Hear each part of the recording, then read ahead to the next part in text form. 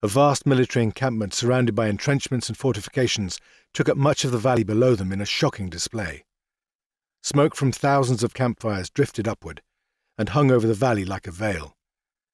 After months of travel, the two riders were now finally able to set their eyes upon their destination, the main encampment of General Croman's Imperial Army, comprising the 15th, 18th, 29th, and 30th Legions.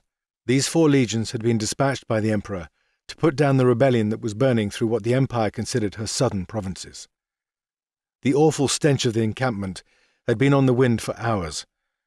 This close, the smell of decay mixed with human waste and 1,000 other smells was nearly overpowering.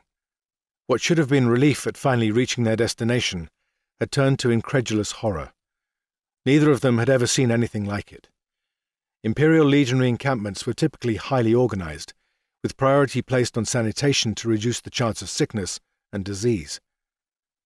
The jumble of disordered tents and ramshackle buildings laid out before them, surrounded by the fortifications, spoke of something much different. It told of an almost wanton criminal neglect for the men who served the Empire, or perhaps even incompetence in command.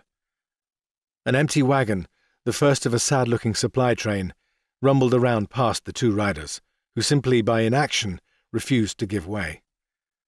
The driver, a hired teamster, cursed at them for hogging up the road.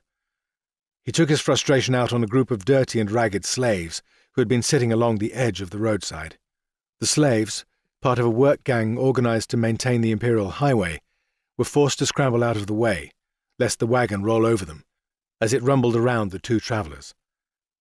An overseer resting on a large fieldstone several feet away barked out a harsh laugh before shouting at the slaves to be more careful.